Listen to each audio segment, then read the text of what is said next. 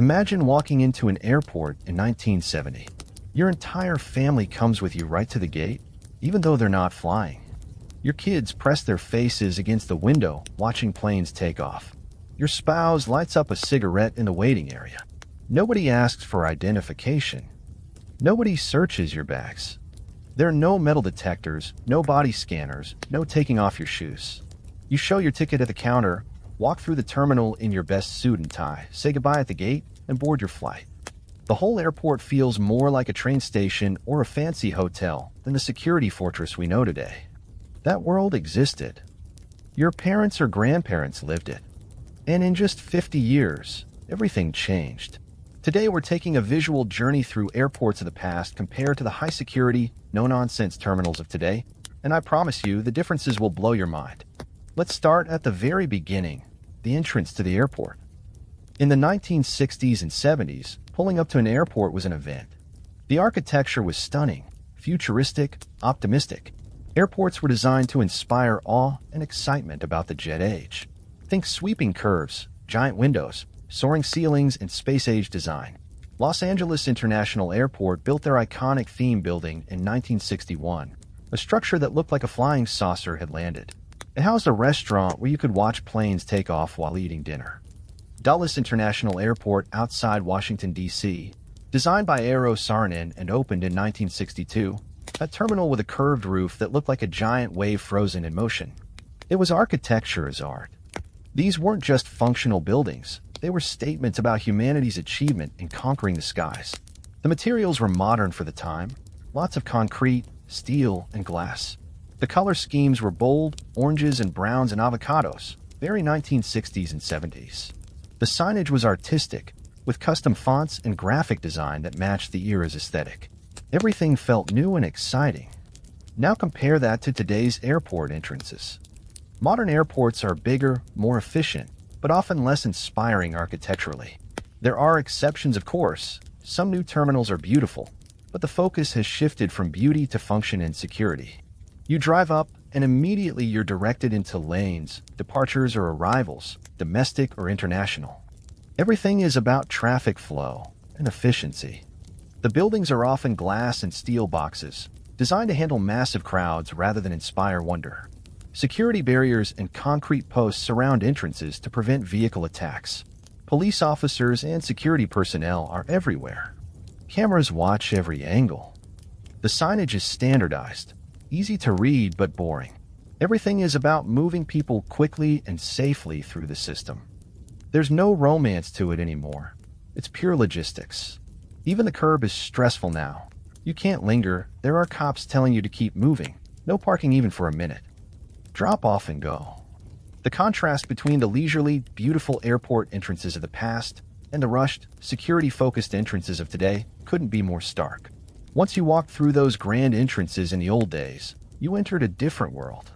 The main terminal halls of airports in the 60s and 70s were social spaces, almost like indoor parks or shopping malls.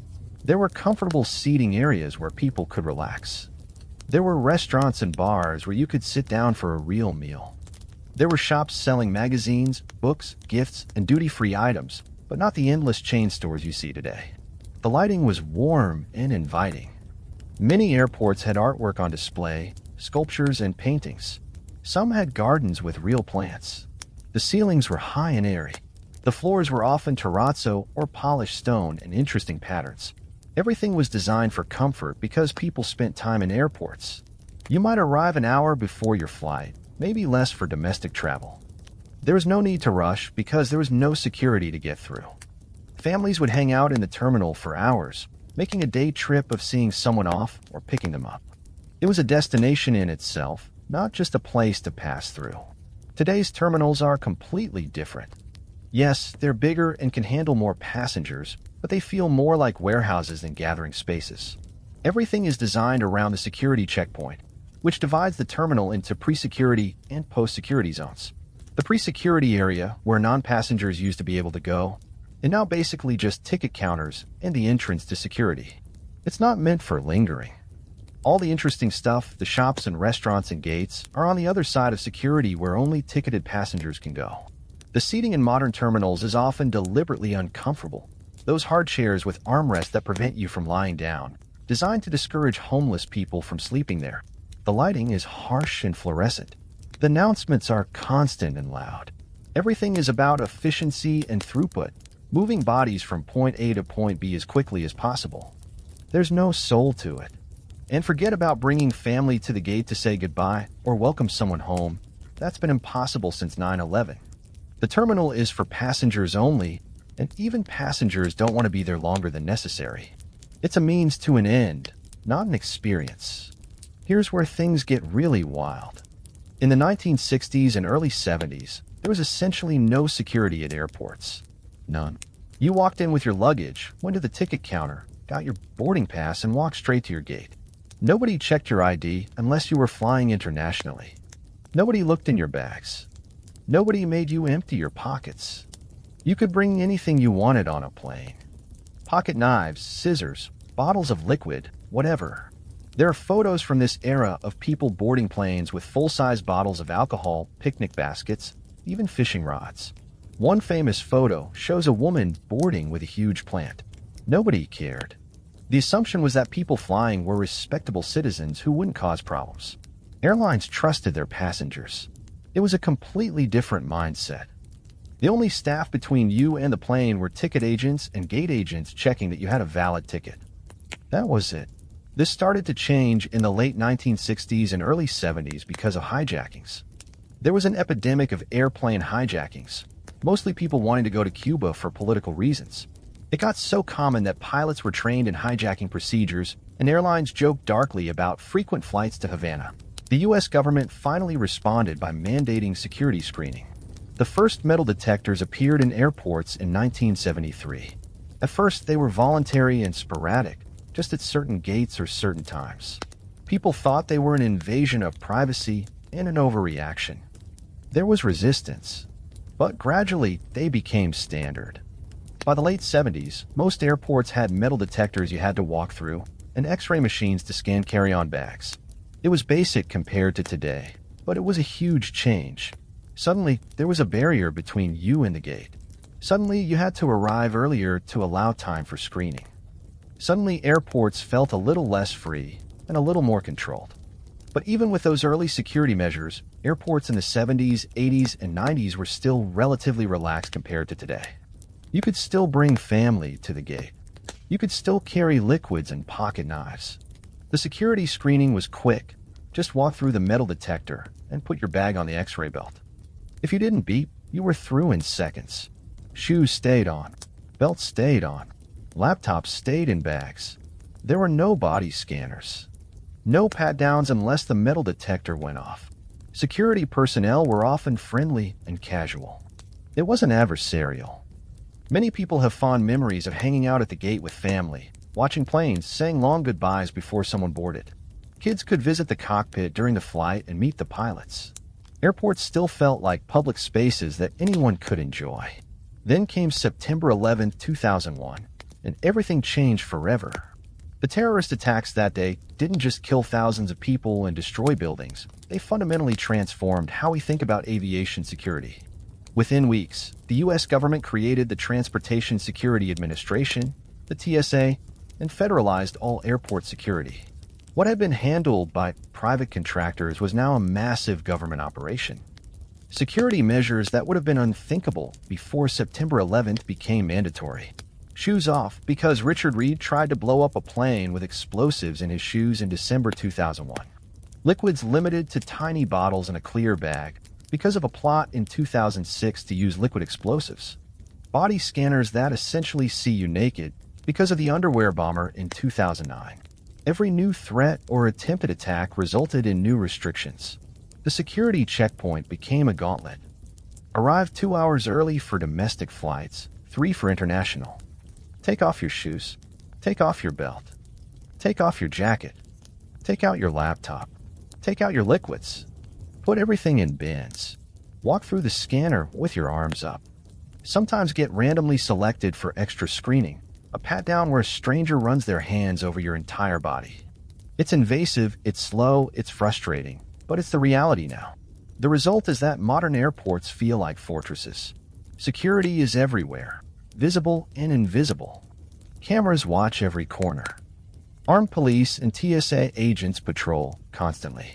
Bomb-sniffing dogs walk through crowds. Random bag checks happen even after you've gone through security. Everything is suspicious. Leave a bag unattended for 2 minutes, and it gets seized and investigated. The announcements constantly remind you to report suspicious behavior. The atmosphere is tense and paranoid. And here's the thing, statistically flying is safer than ever. These measures probably do prevent attacks, but the cost is that airports are no longer welcoming public spaces. They're security checkpoints that happen to have planes attached. The freedom and ease of the old days is gone forever. Your grandparents could show up 30 minutes before a flight and walk straight to the gate. You need 2 to 3 hours and have to partially undress and be scanned and searched. That's the trade-off we've accepted for safety. Now let's talk about something that seems absolutely insane today, but was completely normal in old airports: smoking. In the 1960s and 70s, you could smoke everywhere in an airport. Everywhere. The moment you walked in the terminal, you were hit with a cloud of smoke. Every gate area had ashtrays, lots of them. Every restaurant and bar allowed smoking, in fact encouraged it. Many airports had smoking lounges, special rooms with extra seating where people could smoke comfortably while waiting for flights. But honestly, you didn't need a special room because you could smoke anywhere. At your gate, in the bathroom, walking through the terminal. Some airports even had cigarette vending machines. The floors were covered in cigarette butts. The air was thick and hazy. If you were a non-smoker, too bad, you were breathing everyone else's smoke for your entire time in the airport. And this wasn't just a few people. Remember that in the 60s and 70s, nearly half of American adults smoked. So at any given time in a busy terminal, hundreds of people were lighting up. The photos from this era are shocking to look at now. You see crowds of people in gate areas, and almost everyone has a cigarette. You see ashtrays overflowing. You see smoke hanging in the air, visible in the photographs.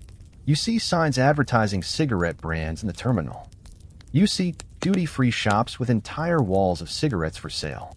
It was just accepted as normal. Airlines advertised that they had smoking sections on planes, as if that was a selling point.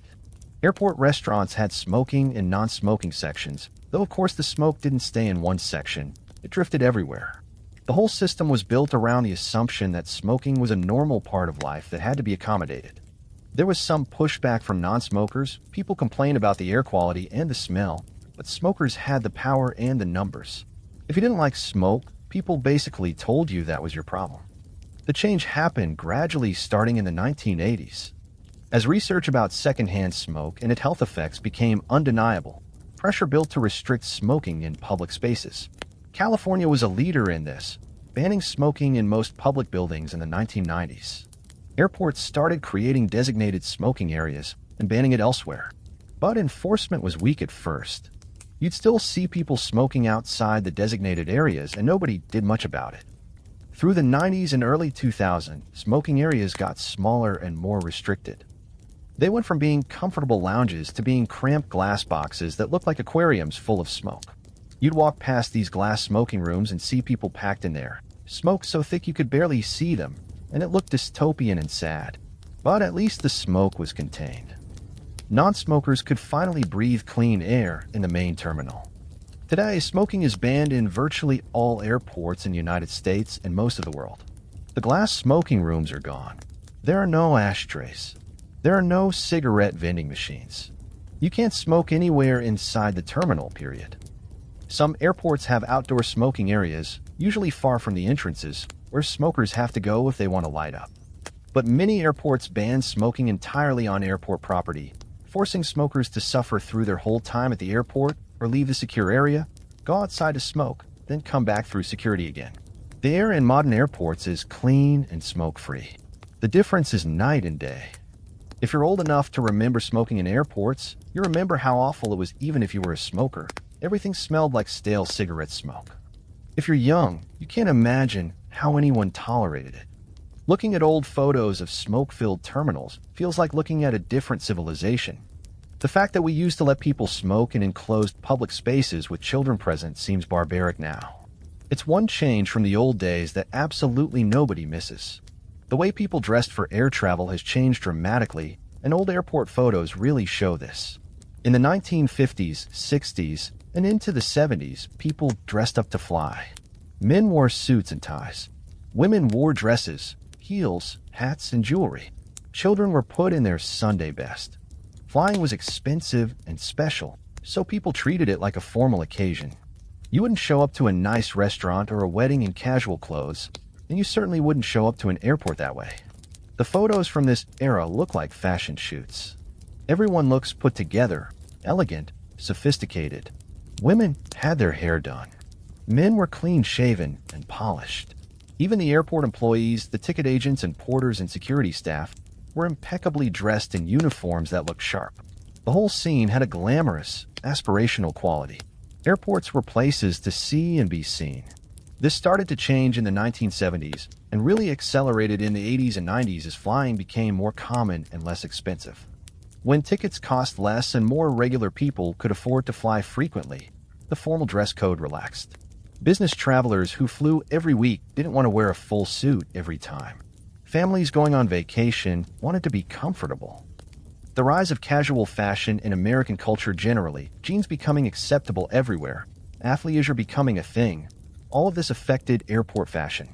By the 1990s, you'd see a mix. Some people still dressed nicely, but many in jeans and casual shirts. The airlines stopped enforcing any kind of dress code. It became accepted that you could dress however you wanted to fly. Today, airport fashion has hit rock bottom, and I say that with no judgment, just observation.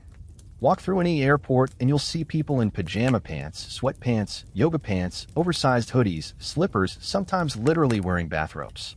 People dress for maximum comfort because flying has become uncomfortable and stressful, so at least your clothes can be comfortable.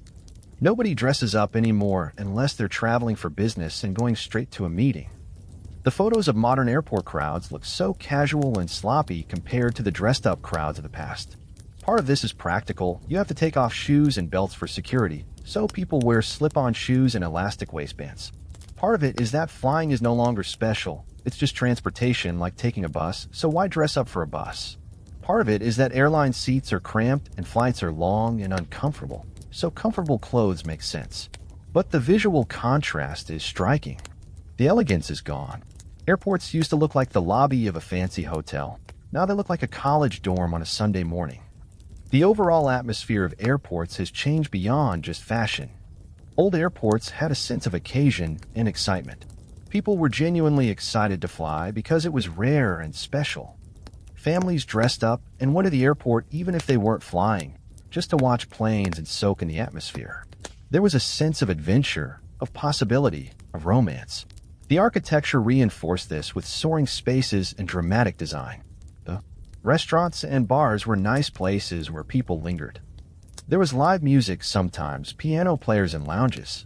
There were observation decks on the roof where you could watch planes take off and land for hours. Kids loved it. Couples went on dates to the airport. It sounds crazy now, but it's true. Airports were destinations for entertainment and leisure. Modern airports are purely functional and stressful. Nobody goes to an airport unless they have to. The atmosphere is tense because of security. Everyone is worried about missing their flight or getting pulled aside for extra screening. The announcements are constant and anxiety-inducing. The crowds are overwhelming. Everything is expensive, $8 for a bottle of water, $15 for a sad sandwich. The seating is uncomfortable. The Wi-Fi is slow. The bathrooms are crowded. Yes, there are some nice airport lounges for premium passengers, but for regular people, the modern airport experience is something to be endured, not enjoyed. Nobody lingers. Nobody explores. You get there as late as security allows, you get through the checkpoint, you sit at your gate staring at your phone, you board as soon as possible, you leave. There's no romance, no excitement, no sense that air travel is anything special. It's a chore. Looking at photos of smiling, well-dressed people in beautiful old terminals compared to stressed, schlubby people in modern warehouse terminals really drives home how much has been lost. Of course, it's not all negative changes. Modern airports are far more efficient and technologically advanced than old ones, and this has real benefits. In the old days, everything was manual and paper-based. You bought your ticket at the airport from a person at a counter. That person wrote out your ticket by hand or use a manual machine. If the flight was full, too bad, you'd find out when you got there. Reservation systems existed, but they were primitive. You couldn't check seat availability easily. You couldn't choose your seat in advance usually.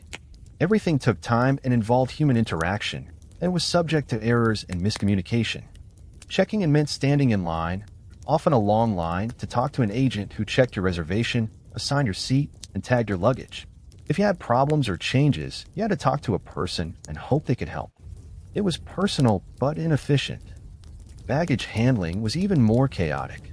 You'd check your bags at the ticket counter, they'd put paper tags on them, and then you hoped they made it onto your plane. There was no way to track luggage. It either showed up at your destination or it didn't. Lost luggage was extremely common. Airlines would just shrug and promise to try to find it eventually. There was no accountability. The baggage claim area was mayhem, everyone crowding around the carousel trying to spot their bags. No organization, no screens telling you which carousel, just chaos. If your bag didn't show up, you'd fill out a paper form and hope for the best. Many bags were simply lost forever.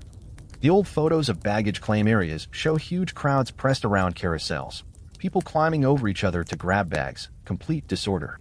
Compare that to today's systems. You can book and pay for your ticket online, weeks or months in advance. You can choose your exact seat. You can check in on your phone 24 hours before your flight. You can get your boarding pass on your phone, no paper needed. Many airports have self-service kiosks where you can print bag tags and check your luggage without talking to anyone. The bag gets a barcode that's scanned at multiple points, so the airline knows exactly where your bag is at all times. If it gets lost, which is much rarer now, they can track it and usually reunite you with it quickly. The baggage claim area has screens telling you exactly which carousel your flight's bags will arrive at. You can even track your bag's location on your phone at some airlines. It's not perfect, bags still occasionally get lost, but it's infinitely better than the old system.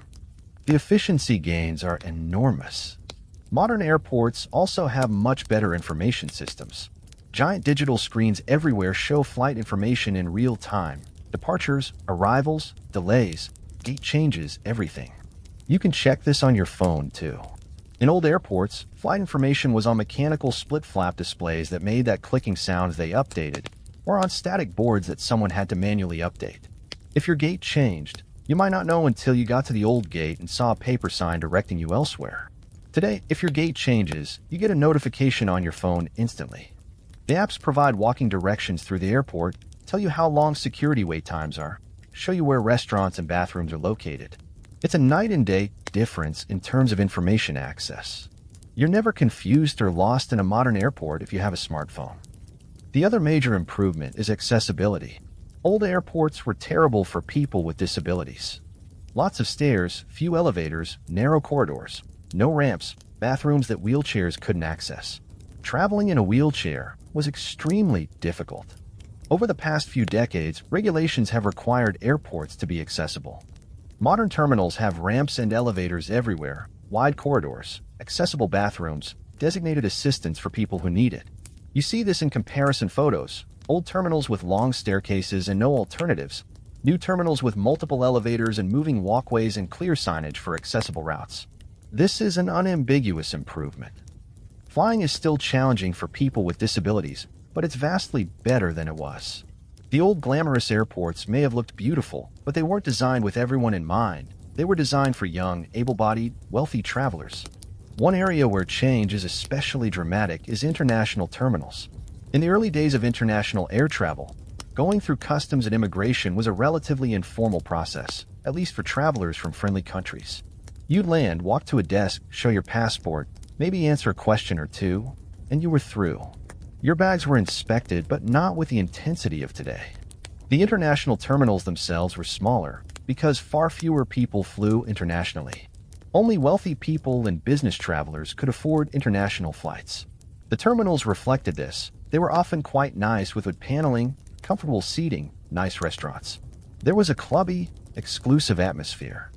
Everyone there was relatively affluent. The staff treated passengers with respect and courtesy because international travelers were considered important people. Today, international terminals are massive because international travel has exploded. Millions of people fly internationally every year. The terminals have to handle huge crowds efficiently. The customs and immigration process has become much more rigorous. Everyone gets photographed, fingerprinted in many cases, questioned, checked against databases. The paranoia about terrorism and illegal immigration has made the process much more invasive. You stand in long lines that snake back and forth through barriers. Officers ask detailed questions about where you've been and why and where you're going. Your bags go through multiple screenings. Drug-sniffing dogs walk through the baggage claim area. The whole thing feels adversarial. You're treated as a potential threat until proven otherwise. Gone is the friendly welcome. It's all business and security now. The facilities in modern international terminals are more extensive but less personal. Huge duty-free shopping areas that look like malls. Chain restaurants and coffee shops. Everything is clean and functional, but generic. You could be in any international terminal in the world. They all look the same. The old international terminals had more character. They reflected the culture and style of their location. Now it's all standardized global airport design. The same shops, the same food, the same look. Efficient but soulless. And the sheer scale can be overwhelming. Some international terminals are so large that you need to take trains between concourses. Walking from your arrival gate to customs to baggage claim can easily be a 20-minute journey through corridors that all look identical. Old terminals were human scale. You could see across the whole space and orient yourself. Modern terminals are so vast you need signs and apps to navigate. So let's take stock of what we've lost and what we've gained in 50 years of airport evolution. We've lost the beauty and elegance of mid-century airport architecture. We've lost the relaxed, social atmosphere where airports were gathering places for everyone, not just travelers. We've lost the freedom to move through airports without surveillance and searches. We've lost the ability to bring family to the gate for emotional goodbyes and reunions. We've lost the excitement and sense of occasion around air travel. We've lost the glamour and the dress codes and the feeling that flying made you special. We've lost smoking in airports, but that's actually a good thing nobody misses. We've lost a certain innocence and trust, the assumption that people are good and won't try to harm others. That's the cost of living in a world where terrorism and hijacking are real threats. But we've gained a lot too. We've gained enormous increases in efficiency and capacity. Modern airports move millions more passengers than old airports ever could. We've gained technological conveniences that make travel smoother. Mobile boarding passes, bag tracking, real-time information, automated check-in. We've gained much better accessibility for people with disabilities. We've gained cleaner air with no smoking. We've gained diversity. Airports today welcome everyone, not just wealthy elites. We've gained safety. Flying is statistically safer than it's ever been, and security measures do prevent attacks. We've gained lower ticket prices. More people can afford to fly and see the world than ever before in human history. The democratization of air travel is a genuine achievement, even if it means less luxury for everyone. So yes, airports have changed dramatically, mostly for practical and security reasons, but it's not a simple story of things getting worse. It's complicated. Some things are better, some are worse, and mostly it's just different because we live in a different world now than we did 50 years ago. The next time you're standing in a security line at a modern airport, frustrated and uncomfortable, take a moment to imagine what that same spot looked like in 1970. No security checkpoint. No barriers. Just open space where families gathered and people walked freely to their gates. Picture it in your mind, well-dressed travelers, the smell of cigarette smoke, the sound of propeller planes outside, the excitement in the air. Then open your eyes and see the reality of today.